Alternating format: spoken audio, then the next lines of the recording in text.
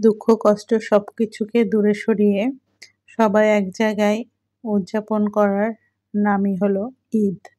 আর এই ঈদের দিন মানুষ যত দুঃখই থাকুক, যত কষ্টই থাকুক, আনন্দের সাথে উদযাপন করার চেষ্টা করে। আসসালামু আলাইকুম বন্ধুরা, সবাই কেমন আছেন? আশা করি সবাই ভালো আছেন। আলহামদুলিল্লাহ আমিও ভালো আছি। তো সকালবেলা উঠে আমার গাছগুলোর আমি যেহেতু চলে যাব, গাছগুলো সব একটু উপরে উঠাই দিলাম যাতে বৃষ্টির পানিটা পড়ে। আপনার ভাইয়া এদিকে পাখির খাবারগুলো দিচ্ছে আর কি। আর তারপরে রেডি হয়ে আমরা বের হয়ে চলে আসলাম। তো বাইরে আসার আগে ঘরের সমস্ত কাজগুলো গুছিয়ে তারপরে বের হয়ে পড়েছি। আর এখন সিএনজি চলে আসবে, আর সিএনজিতে করে আমরা এখন চলে যাব বাড়িতে। যেহেতু আমাদের বাড়িতে যেতে একটু বেশি সময় লাগে না, ঘন্টাখানিক লাগে। তো সিএনজিতে উঠে পড়লাম, আর সিএনজিতে উঠে আমরা এখন রওনা দিয়ে দিলাম। আর যেহেতু গ্রামের আঁকাবাঁকা মেঠো পথ ধরে চলে যাব এখন বাড়িতে। আর গ্রামের সেই অপরূপ দৃশ্যগুলি এত সুন্দর, এত সুন্দর, খুব ভালো লাগছিল। গাছে গাছে যেন কাঁচা খেজুরগুলো ধরে আছে। আমার মনে হচ্ছিল পেরে খাই। কাঁচা খেজুর খেতে না আমার ভীষণ মজা লাগে। ছোটোবেলায় যখন আমাদের পাশের বাসায় একটা গাছ ছিল, সেই গাছের ওইখানে দাঁড়ায় থাকতাম, কাঁচা খেজুরগুলি মানে দেশি যে খেজুরগুলি সেগুলি কিন্তু কষটাই অনেক ভালো লাগে আমার।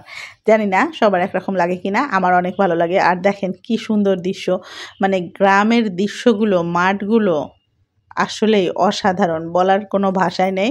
তো গাছে গাছে কৃষ্ণচূড়া ধরে আছে। আর এই যে সুন্দর একটা রাস্তা, নিরিবিলি, কি সুন্দর। চলে গেলাম, বাড়িতে চলেও এসেছি আমরা। এই যে বাড়িতে একদম পৌঁছাই গেছি, এখন বাড়িতে নামবো। আর নেমেই আমরা উপরে উঠে যাব, যে সবাই আমাদের জন্য অপেক্ষা করে আছে, যেহেতু নিবিড় এখানে আছে। তো এই যে বাড়িতে চলে এসেছি, আর এটাই আমাদের বাড়ি। এখন আমরা ভিতরে ঢুকে যাব।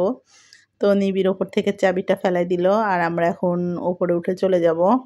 আর এদিকে তো সিএনজি থেকে নেমেই নিহাল তাড়াহুড়া করতেছে, বেল বাজাচ্ছে 100 বার, কিন্তু আসলে 3তলা থেকে নেমে আসা দেরি হয়ে যায়। আবার চাবি দিতে একটু লেট হয়েছে, ও চিল্লাচিল্লি করছিল। তো এসে ফুপুর কোলে উঠে বসে আছে। এদিকে তো এসে দেখি নিবিড় খাচ্ছিল। আর এই যে এই রুমটা হলো আমার, রুমে কেউই থাকে না, একদম নিরিবিলি পড়েছিল। তো যেহেতু আমরা ঈদেই আসি, আর এমনিতেও অনেক সময় আসি, যেহেতু কাছে আসতে এখন আসা হয়। তো আমার রুমে একেবারেই কেউ থাকে না, মা পরিষ্কার পরিচ্ছন্ন করে রেখেছে। যেহেতু আমি এখানে থাকি না, আমার রুমটা আসলে ওইভাবে আমি গুছিয়ে রাখা হয় না। তো মোটামুটি মা ভালো করে পরিষ্কার পরিচ্ছন্ন করে রাখে, উনি এমনিতেই অনেক বেশি পরিষ্কার। বাড়িতে চলে এসেছি, আর এখন আমাদের ঈদের আনন্দ শুরু হয়ে যাবে। তো আমরা এখন কিছুক্ষণের পরেই আমরা গরু দেখতে নামবো। গরু যেহেতু পাশের বাড়িতে রাখা হয়েছে, মানে আমাদের আর একটা বাড়িতে রাখা হয়েছে, তো এখনও সবাই বাসায় আসেনি।